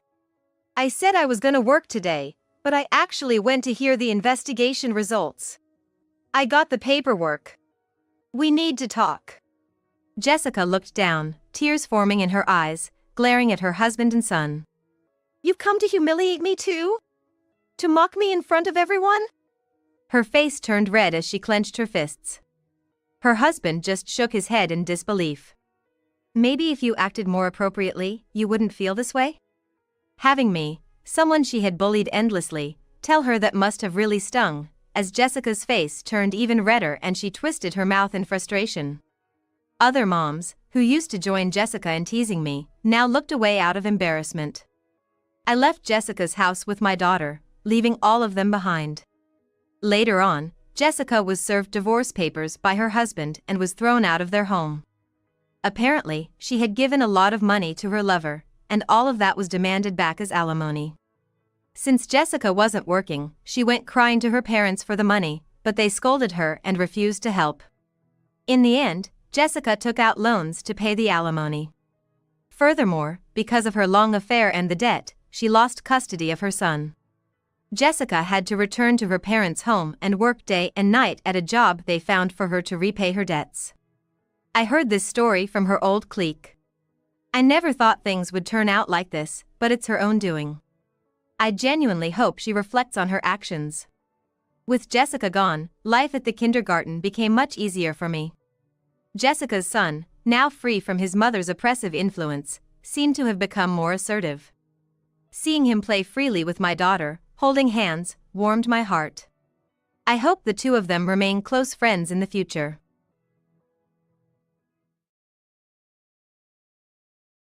If she finds out, it'll be a mess. Listen, Sis is cunning, and once she gets angry, she holds a grudge. She's asleep. It's a real shame it's not you I'm marrying. I was shocked by my husband's words. Because the one who came with us was my sister, Alice. Can't believe she even followed us on our honeymoon. I slipped something into her cocktail at dinner, so she should be out for a while. So that's why I have this headache. They plotted this together. I can't forgive this.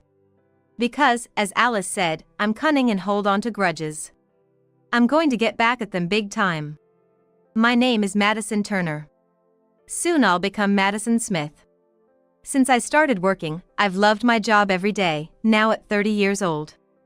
I thought I might never get married at this rate, but then, out of the blue, a proposal came. Introduced by my boss. It was a blind date with John Smith, 2 years my senior. He's the son of a CEO from one of the major companies we deal with, and everyone says he's going to take over someday. The moment my parents heard about the proposal, they were ecstatic. Normally they don't pay me much attention and rarely call. But when they heard this, they began calling and emailing almost every day. Due to their persistent nudges, one day I brought him home. My parents were overjoyed. But there was one face that didn't look pleased. My younger sister, Alice. Ever since we were kids, Alice wanted everything I had. Be it birthday gifts, clothes, and even boyfriends. I don't know Alice's type in men. But it seems she always finds the guys I date attractive and ends up taking them away without a second thought. This time, she dressed up in her best dress and makeup, beaming, she said. Nice to meet you. I'm Alice, the younger sister. Oh no, not again, I thought. But this time, we were already engaged. It wouldn't be easy for her to take him away this time. I reassured myself of that. His parents, who had never seen him with a woman before, were thrilled to have me. We moved into an apartment they recommended shortly after registering our marriage. It was more than spacious for a young couple like us. We started our new life, and once we found a gap in our schedules, we planned to have our wedding and honeymoon back to back. The preparation wasn't too long. Still, the plans for the wedding turned out to be much grander than I'd imagined. But then, on the day of the reception. What are you wearing? What? It's fine. Right, John? It looks good on me, doesn't it? Surprisingly, Alice wore a white dress. Wearing white to a wedding is considered rude to the bride. Yet, when John saw it, he said, It looks good on you. That flowy dress suits your petite frame. Right? See? Even John thinks so. Madison, isn't your dress a mix of yellow and pink? It's your favorite color, so what's the big deal? Yes, look at this corsage. Alice picked it out especially because it's your wedding. Their mom nodded in agreement. As if it was the most natural thing in the world. Let's just keep smiling. It's a special occasion after all, she said. I wanted to shout, whose fault is this? At the reception, Alice's white dress undoubtedly stood out. Among the guests from both sides, I noticed some glancing at her and whispering. And John's glances often shifted in her direction, which bothered me. That night, we stayed at the hotel where the ceremony was held. The next morning, we were set to fly to Hawaii for our honeymoon. We had booked a guided tour for a week there. The following morning, we hurried to the airport.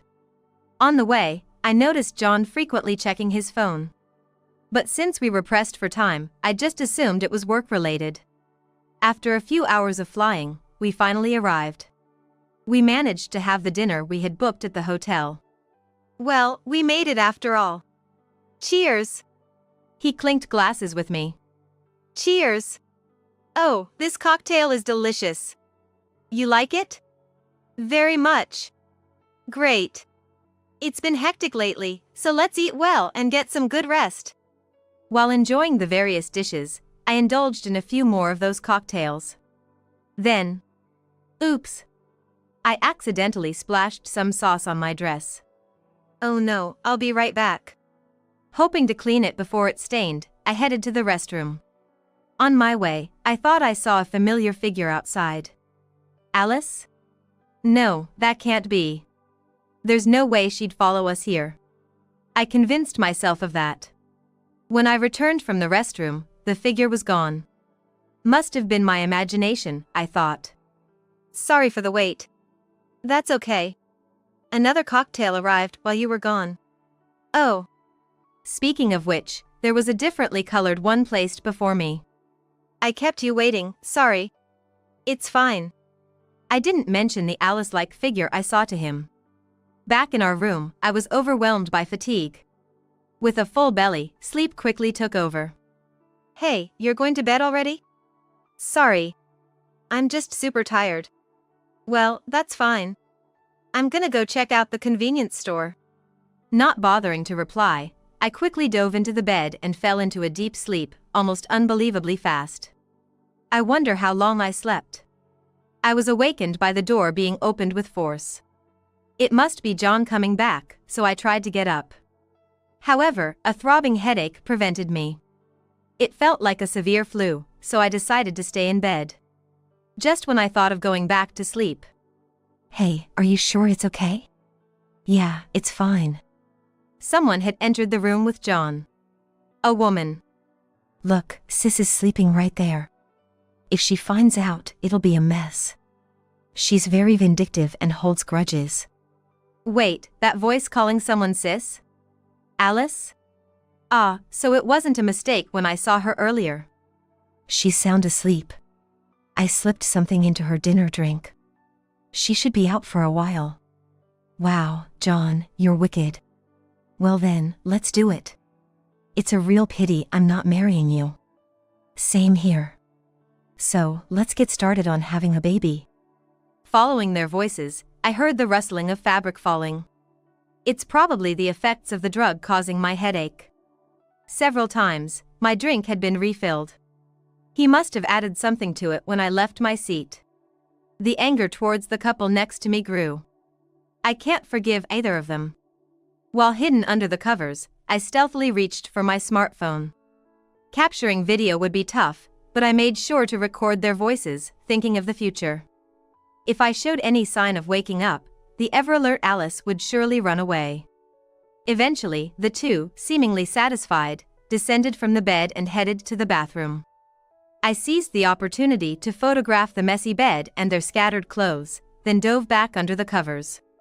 Soon, they returned and started to put on their discarded clothes. It seemed pretty quick. Hey, what's the plan for today? I wanted to spend more time in the bath. Well, as Madison said, it's a guided tour package. If we don't stick to the schedule, we won't get to visit all the attractions. Wait, does that mean the guide will think I'm the bride today? That's exciting. Yeah, that's right, Alice. Today's plans. We were supposed to take a cab from the morning and visit various tourist spots. If so, he'd be returning in the evening for sure. I believe watching the sunset at the beach was also in the itinerary. Given that, I had been pretending to sleep, staying still under the blankets until John and Alice left. The moment I heard the door close, I sprang up. The headache had subsided while I was astonished at their messy behaviors. The light streaming through the window showed it was still morning. Thinking it's the best time, I booked the earliest flight to JFK on my smartphone. The suitcase, which I had just opened without unpacking. I closed it again. Then, out of the blue, John's passport on the table caught my eye. I smirked and tucked it into my handbag. Somehow, I managed to catch a flight in the early afternoon and arrived at JFK. Upon checking my phone, there was an alarming number of missed calls and text messages. Reluctantly, I decided to return one of the calls. Where the heck are you?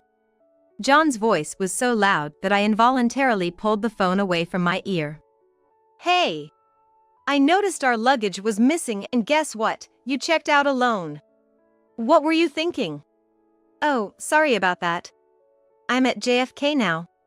You're at JFK? I remembered I had some urgent business to attend to.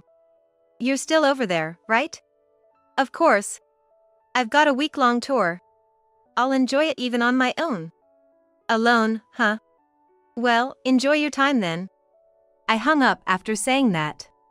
What to do next? The week went by in the blink of an eye. Just when I thought it was about time, a deluge of calls hit my phone again. I ignored them at first, but after a while, I picked up. Hello? Hey, Madison. You don't happen to know where my passport is, do you? Your passport? What are you talking about? I can't seem to remember where I placed it. Why would I know? Try remembering where you kept it on the first day. If you can't find it, just get a replacement. What do you mean? Are you sure you don't know where it is? Why would I? John was stumped. Well, in reality, I was the one who took it. But when asked directly, it's not something you can easily admit to. I didn't lie, though. Just get a replacement or whatever. You'll be able to come back. A replacement it is. All right, I'll get on it. I didn't have time to chat. I was really busy at that moment. If he had opted to get a travel document instead of a passport replacement, he'd probably be back sooner. But there was plenty to be done before that. And then, just over 10 days later, I finally got a message from John saying he had his passport reissued and was back. I easily guessed that Alice must have held him back. I wondered what Alice had told her family, so I called her family home. However, her parents were flustered and vague. And on the day they were supposed to return. Waiting at home, I heard the sound of keys fumbling at the door. I also overheard a conversation. Hey, is it okay? Entering your place like this? It's fine, she's a workaholic. She's probably engrossed in work even now. Wait, what's with these shoes? A myriad of shoes was lined up in the entryway. There was an unbelievable number of shoes for just two people living together, and John's voice was trembling with distress. And then, welcome home. I greeted them warmly. Madison, I thought you were working today. Sis. I didn't say I was working. I did say I had something to do. I knew you two would come home together. I was waiting. Come on. Exactly. Come inside already. Dad, and even Mom. Next out were the in-laws. Alice glanced at the large pile of shoes in surprise. Sis, don't tell me. Yes, that's right. Our parents are both here. Saying that, I led them to the living room where everyone was gathered. What's with all these people? And it wasn't just both sets of parents. Manager? You've been missing from work without notice, Alice. John, why didn't you request an extension for your vacation? Well... Both John and Alice's immediate bosses were present. I was shocked to hear. Neither of you notified the company. Oh, my phone broke. Yeah, he dropped it in the ocean. Really? How'd you know? Were you at the beach together? I smiled cheekily at the two. Hey, Madison. What's with that tone? Sounding suspicious of your own sister from the get-go?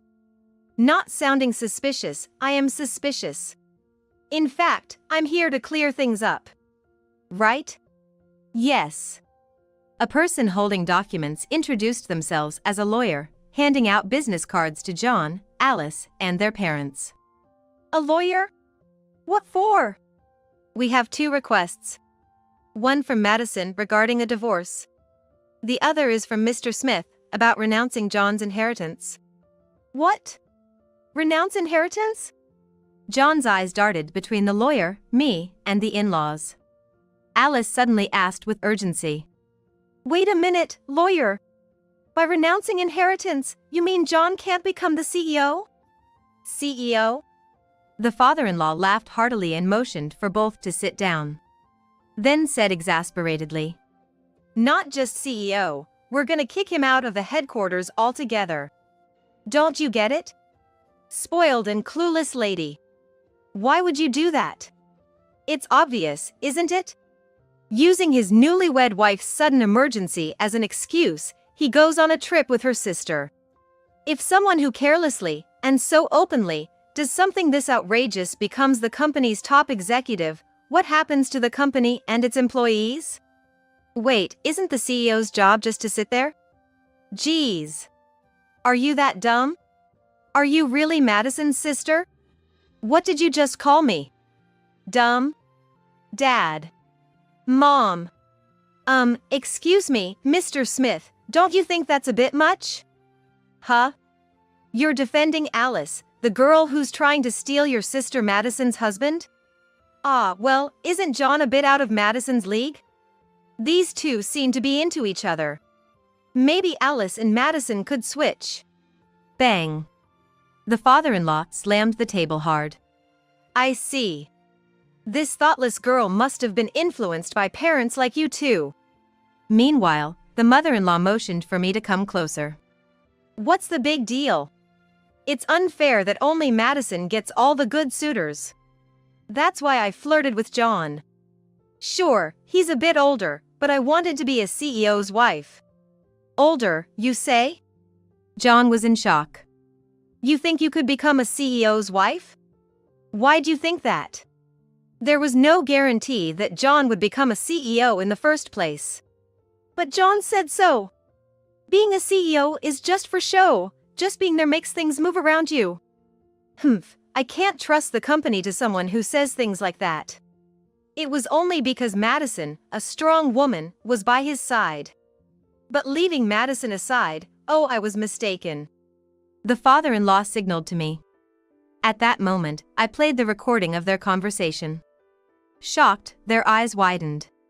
You were awake? Tell me, what did you put in my cocktail? When I woke up, my head was pounding. Eye drops. Read it in a novel. Unbelievable. The father-in-law sighed deeply. Dad, what are you gonna do with me? I'd love to completely cut ties with someone like you. But if I do, I'm afraid you might tarnish our company's reputation. Go work at our branch office in Texas. No way. John turned desperately to Alice. Alice, you'll come with me, right? What? Why would I? You said you were the heir to the CEO. I thought Madison was wasting her chance. I don't need you. I'm giving you back to Madison. It's not like I want him back. At that moment, I put forward the divorce papers I'd already signed. What's this? There's no way I'll sign this. At the very least, we approve, said the father-in-law. Dad. Really, John? After marrying Madison, I thought you'd straighten out. What were you thinking? I couldn't help it. Alice was the one who seduced me. You, seriously. Why didn't you just say no? The mother-in-law snapped at her son. I'm truly sorry, Madison. Because of this idiot, you now have a divorce on your record. It's all right, a good lesson learned. I guess I'm better off focusing on my career. Madison, are you gonna leave me? Leave you? I scoffed. You're the one who easily fell for Alice's advances, right? She's always wanted and taken everything that was mine. I certainly don't want any hand-me-downs. You don't have to be so harsh, Madison. Besides, I raised my voice towards my parents. I no longer wish to associate with you all.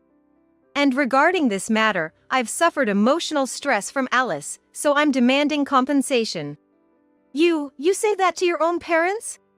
I'm just reclaiming what has been siphoned off to Alice over the years. That's how I'll sever ties with you. I stated this firmly. I can be very vindictive, and I tend to hold grudges. Right, Alice? You said so, didn't you? Soon after, John was transferred from the headquarters to a remote field office. He even had to adopt his mother's last name. The commitment was total. His salary was significantly reduced from before. Moreover, from that reduced pay, my compensation was being deducted, as his parents explained to me. The place he was posted to was not one where you could take breaks and head to a nearby cafe. Once you step out of the office, all you see is a dreary industrial area. If you think of having coffee outside, there's only a vending machine. Oh, John dear, if you want coffee, we can make some for you. The office clerks, older ladies, said with a stretchy smile. There hadn't been any young people in that office, regardless of gender. So, seeing a man in his 30s like John was a novelty to them, and they seemed to enjoy having him around. On the other hand, the field workers were always yelling at him, "What's this instruction? The numbers are wrong. Hey, when are you placing the order for materials? It won't be on time," and the like. Every day, John would send texts to his parents, lamenting about being yelled at. He would also texted me things like, "Please, forgive me, it was a lapse of judgment, ask our parents to intervene, I can't give up on you yet," and other such nonsense. For some reason, he never called directly. He probably didn't want to be countered directly. Meanwhile, Alice lost her job. She had spent too much time overseas with John. And the reason for her firing was quite significant. She couldn't find another job and stayed at home, berating her parents almost every day, asking, "Why didn't you stop me?" She directed her anger at me too. Why are you doing this to me, your own sister? I saw through him, didn't I? You should be thanking me. So forget about the compensation. My parents, on their part, began leaving me voicemails and emails, saying things like, "Please, can you reduce the compensation for Alice? Come on, you're her big sis, right? Why are you so stubborn? With that attitude, you'll never get married again. And so on. Of course, I kept all their texts and voicemails. I used them as evidence and got a restraining order through my lawyer. I felt incredibly relieved. Shortly after, I transferred to a company managed by John's father. Not the main office where John worked, but a newly established branch. Madison, I've always believed in your passion for your work. I want you to utilize your talent as a starting member of the branch, said my ex-father-in-law. My ex-father-in-law said that, recognizing my work talent and placing me in an important position. Apparently, my previous company didn't seem to fully utilize my abilities. Thanks to him, my days are busy but immensely fulfilling. On days off, I enjoy delicious home-cooked meals made by my ex-mother-in-law. Even if you've cut ties with John, I'd like you to remain our daughter. I always wanted a daughter, you know. Madison, how about becoming our adopted daughter? Considering my biological parents always favored my sister and barely noticed me. Hearing these words from my ex-mother-in-law is truly heartwarming. I'm not sure if I'll go through with it, but at least for now, I believe my days will be brighter.